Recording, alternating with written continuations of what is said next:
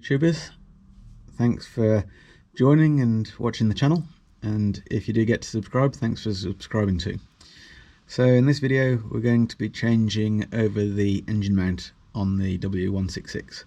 There is a few videos on this on a few of the other versions of the car, maybe the GL and some of the sedans, but on this video I'm going to show you how you do it on the 3-litre BlueTEC. So there's the offending mount. You should have just watched a video where under acceleration and brake that mount is lifting, so it's separated internally. So the first thing you need to find out is your mount electric or manual? So I'm not sure if there's different models, and I'm not sure what the differences are, but you can see on mine, you can just see this wire here. It's a bit hard to point out in this view, and that is the electric actuator that changes the rheostatic fluid, which is the same as on the struts. So I'm going to be ordering up one of those. I did check the right hand mount, I'll also put that video in as well, and in that one you put it in reverse, and again under braking and acceleration at the same time you will see that that one rises a bit, but not too tragically, so I think I'm just going to change this left hand one. So we're going to get into it shortly. I'm going to wait for the mount to turn up before I start pulling things apart, but the one thing I have taken off there, you can see the bottom E-screws. I'm not sure what size they are, we'll find that out later. I have taken off the heat shield that sits on top of that mount and stops it getting hot from the exhaust just above. So you can see the 16mm through bolt that's on the top there, and there's these two E-bolts that are down on the bottom there, holding that to the subframe.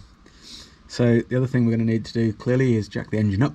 So this is the diff, and we shouldn't have to move the diff, but we should need to jack just here under the oil pan. So right here under the oil pan, so that we can lift the engine up and get it away from that mount. Now I'm hoping to leave the exhaust in place. On this diesel there's only an exhaust on the right hand side coming off the back of the turbo. We'll see how we go with that, and there's a few other bits and bobs we'll get into as we go through. And you can just see up there, it's probably possible for you to just see the yellow of that mount there. We'll get up top and I'll show you what I have done so far. Yeah, the first thing I've done is taken off the engine cover, so that just lifts up. You might see that on my other videos. You undo these clips, lift that engine cover up, it just pops straight off, and that gives a bit more light going on, although it is getting a bit dark just now. If you look down here you might just see the engine mount there in yellow. So the other thing I have taken off is the inlet duct. So this is the left hand one, so you pop these little clips with a screwdriver, just get a screwdriver under this edge here, lift this front flange up, drop it down, and then it just pulls off the air filter there, and that just gives you a lot more room here to see what's going on, and that'll be handy when we get into that. The other thing I'm going to take off when we do get to change it over is I'm going to take off all the inlet manifold. So I think I'll take it off either all the way from here or just the air filter itself, and then I'll take off the air filter box underneath, just two screws for that, one here and one at the back, and again that'll just allow me more light, and I should be able to see the top bolt, which at the right angle I can just about see down under there. So I do know some people have got some special spanners for getting that bolt off, so we'll see how we go if we need to make one. Okay, so that's those two bits of prep. Then the last bit of prep I did is I just reached down from the front and I used a socket with an E10 to take this off. So this is the heat shield I was talking about. So that sits on the mount just like that, screws into, I'm not sure if it's the block or probably the engine mount sitting on top of the mount, the aluminium piece. These just come out, they're a bit fiddly, they're self-cutters. Just take them out and about there, and you might be able to see one just going in down there. So if you get those, yeah, we can just see that one there where it goes in. Nearly made a mess and dropped everything. So we can just see that one there where it screws in. So on the diesels, or in this diesel, that heat shield's on top. You can't get to the top bolt, you've got to take that off. Makes a lot more room. I'm going to leave that off for a few days just while I wait for this new mount to turn up, and then hopefully get onto it next weekend. Okay, so let's get into it. Hey YouTubers and subscribers, welcome to the channel. Thanks for supporting and for putting in those subscriptions. Nearly at 1,000 subscribers now, so I'm going to be pretty excited when I get to that, and I will talk through maybe on another video what that's going to mean. But in the meantime, another problem to fix. So I'd been getting a bit of a squeak from the ML and couldn't quite work out what it was. I was hoping it wasn't a drive shaft or a transmission, or something like that, but typically it happened as I pulled away from typically T-junctions or traffic lights.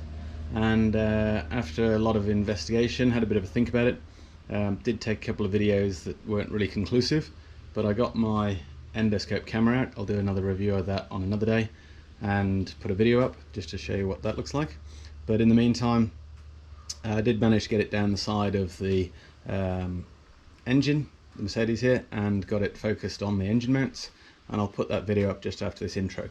So that was pretty conclusive, and much like others have seen, one of the engine mounts had failed.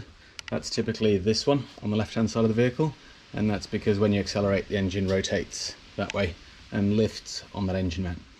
Now these engine mounts, there's a few different ones, but on the W166 they're a bit special, especially on this model, because these not only are they fluid filled, but they've got a rheostatic fluid in them, much like the suspension struts. So that means that one of the ECUs is putting some power onto this circuit and stiffening that fluid up, and the reason they do that is to reduce the engine vibrations at different times.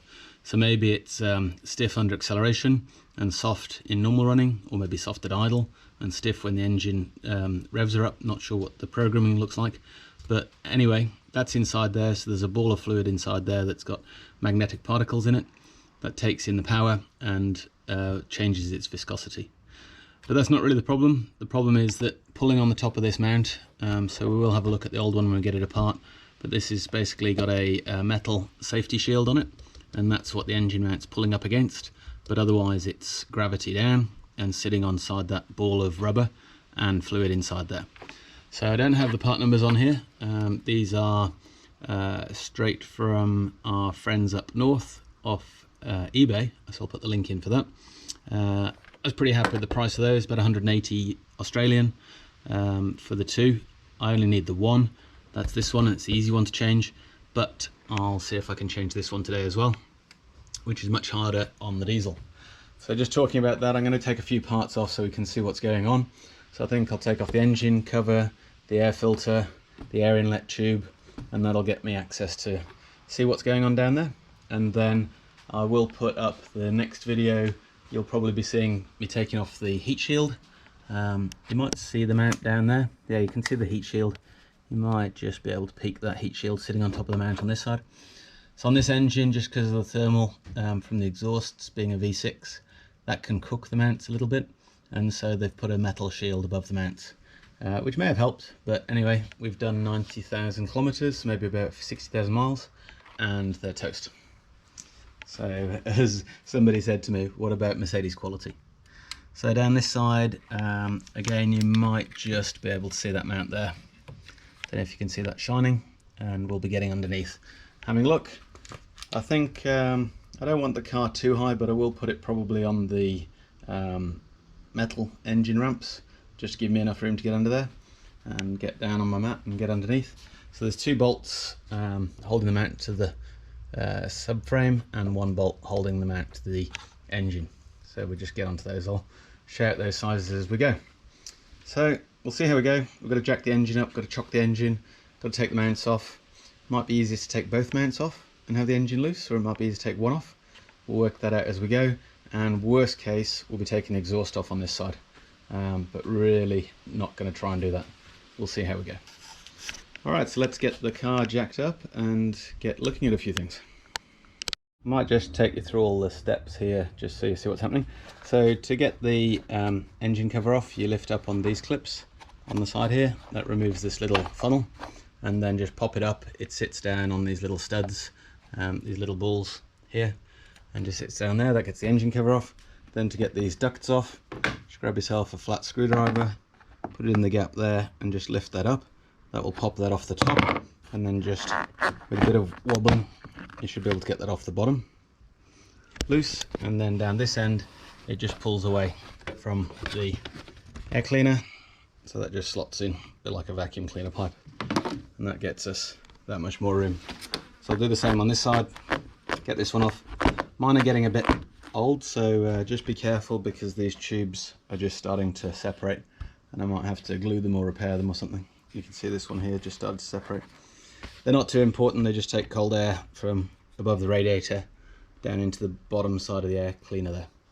Okay, so the next thing I'll take off both air cleaners. So that's these front bolts here and a real pain bolt at the back there, which hopefully I can get to without getting the bulkhead off. Before that, we'll get the car in its correct position. Okay, so a little bit of progress. So this is how the airbox clips into the car. So there's a rubber bung at the front and the back, and you might just see they drop into those two holes there. And looking at it now, there's no way there's enough room to get that mount out from the top, and I think the alternator might be the way to go. So we will have a think about that, which would mean the serpentine belt off and then the alternator off, and then bring it through the front down here, which isn't too bad, and certainly something I might give a go, because I'd rather do that than take the exhaust off at the back down there. Even though on the V8s I know a lot of people take the exhausts off, my exhaust comes up the back of the engine and into the back of the turbo over there. Then looking on this side, it's a little harder. So again, the airbox is the same, but this time I had to take the air cleaner off the top. So the air cleaner is held on by a couple of these fixings. So they go down in, you might see in another video where I changed the air cleaner and gave it a service. Always a good look to give that a look at and see what that looks like and blow it out. And then also at the front and the back, it's got a couple of these bolts. So one of them's like this on a shank and goes down the back of the airbox, and the other one goes on the front of the airbox like this. It's a bit easier to see on this airbox where that capture nut goes down, so they're pretty easy to get out. And as said, this one on the left, sorry, on the right of the engine, lifts out completely, and you can get that out easily through the front here. Because of these fuel pipes here on this fuel rail, then the one on the right left hand side of the engine is really tricky, and you can just squeeze it up if you take the dipstick out. As you can see, I've done the back there. So I know I didn't need to take those out for the engine mount, but I do want to have a look. There's a slight oil weep on the left hand side of the engine there. I think it might be the head, so we're just going to have a look at that while we're down in there. And then I might get some new seals for the turbo, order those up, and also the turbo, this turbo pressure pipe I changed before has been dripping, so I'll be changing that up. So quite a few things to do there. I think we'll get some of this off the front of the engine, have a look at the serpentine belt, and then start unbolting mounts. Okay, so on the top side, made a little bit of progress, made that room and got those air filters off. And then down underneath here, just looking at taking off the top bolt off the left hand side mount. That's pretty easy. I've just got the double spanners on there just to get some leverage. Could use a ratchet or a bar or T-bar with a adapter on the end, but I just like using the double spanners there, and that was just about hand tight with those double spanners, so just had to lean on them a little bit. These fuel lines do get in the way a little bit, and you can see here absolutely stacks of room. Now just on the, sorry if the angle will change, but I'll just show you the bottom bolts. So there's the one, hopefully you can see that from the camera, just there. There we go, just there, and you can just get that straight down. And the same with the one at the front. Sorry if the angle's going to change. Don't know if you can see that one there on the back side, front side. And those sockets are just the E12, and I'm just using those on a long extension. So that one's super easy. We'll get the engine jacked up and get that one changed. Really having a think about the one on the right hand side of the car, in Australia the driver's side, because this DPF is completely in the way, and removing the DPF, that's not exactly straightforward. We've got the air injector, the NOx sensor, we've got one pressure pipe, two pressure pipes, a temperature sensor and another temperature sensor, so 6 fittings. But bigger problem than that is, I don't know if you can see, somewhere up there is the flange. Just got my light shining on the bolt. That's okay to get the spanner on there, but I don't know how you're meant to get your hand up to be able to make sure that that's assembled correctly. And then looking to the back, we've got this flange which we could undo. I'd undo that anyway, just to have a look. And then the main pipe, but even then might have to remove this cross member because it's pretty tight in there, and I don't think that's going to slide back far enough to get the engine mount through this gap here. So don't know if anybody wants to give me any hints. Just taken off a few of the fixings, but I can't work out how you get that engine mount out this way. And then the alternative, if we didn't go with that idea, is, as I was saying before, removing the alternator. There's the mount. Super easy to see the mount through here, just not enough room to get it out. Steering rack's in the way, all up here. And then the alternator looks like you have to take off the coolant. Maybe it's thermostat housing, and all the serpentine belt to get the alternator out and try and get the engine out through here. So one or the other, it's horrendous. I'm going to do a bit more thinking, and we'll just get this faulty one changed and then maybe leave that one all alone. Alright, let's keep going. Okay, so I've got all 3 bolts out from the mount, ready to jack the engine up, which I'm going to be doing here under the cast iron sump. So just looking over this side, this is the cable clip. A lot of people have trouble with this, so I just put a flat bladed screwdriver underneath that and just shoved it upwards. So that clips on top of the steering rack, just there. And then the other thing you can have a bit of trouble with, and clearly here I've taken off all my under car paneling. So this is the front panel and the middle panel and the rear panel from under the car. And here's where the connector is. It's just sitting in this little hole just here. That pulls out on a fir tree. That goes off to the sensor. And then these are the typical Mercedes clips. So you just pull the grey lever backwards about 2mm, and then you can push it down and unclip that clip. So that's the power going off to the sensor.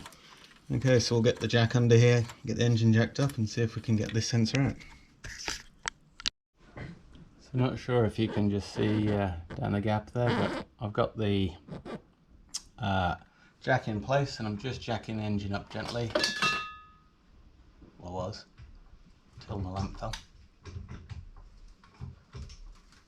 And it was going up fine. There we go.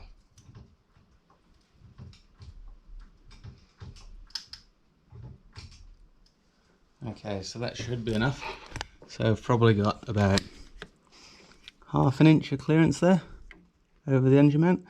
We'll just go down and have a look and see what that looks like, and maybe chock the engine before really getting my hand in there and pulling that out. Let's go down and have a look. Okay, so I'll try that again. We've got the block of wood underneath and the jack, and just looking at that,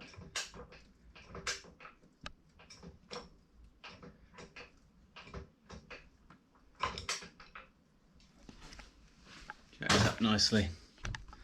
Probably just tightened up against the bulkhead there, and we can see, I don't know if you can see, got quite a nice gap now to the engine mount. Just note the little nuggets on the outside, so that's got to go, the little tip, that's got to go on the outside. So I'll just show you how I jack that up. So I've got a block of wood, and that's going up. Sorry for the bump there. That's going up, and I've just got, I'll show you this way, a block of wood underneath the sump there, just on the aluminium sump. Okay, so plenty of room there now, so we'll just squeeze in there and get that out. Stay with me. Okay, so I missed out quite a bit of the middle of the video, only because I got covered in oil by the mount.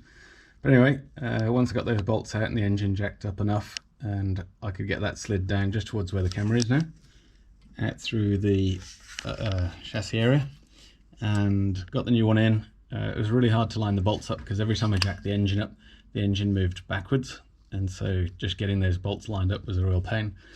Got them in, got them torqued up, and just putting the cover back on there. We'll have a look from the top, show you what's going on there. On the right hand side of the engine, the best way to take the mount out is to take this exhaust off, and I'm not going to bother doing it. I've had a look at the mount. It's actually not faulty in any way. It just seems to be sitting there. The new one seems a bit softer, this one seems a bit harder, but it's not ripped and it's not falling apart and rattling.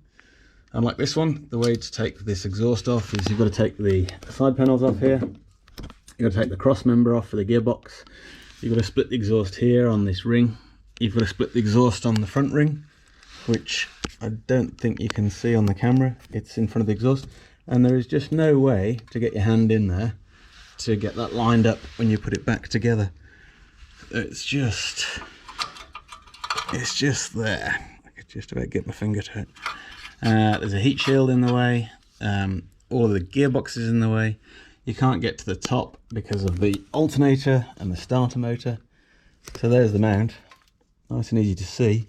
Just impossible to get out. So we're going to have a think about that one and just leave it as it is for the moment. Okay, so let's get up the top and I'll just show you the rest of this bracket. I'm not sure what we'll be able to see in here. Basically, you have to reach your hand round behind the compressor, and there's the 3 bolts. Oops, that light's just failed. There's the 3 bolts that you can see on top of the bracket.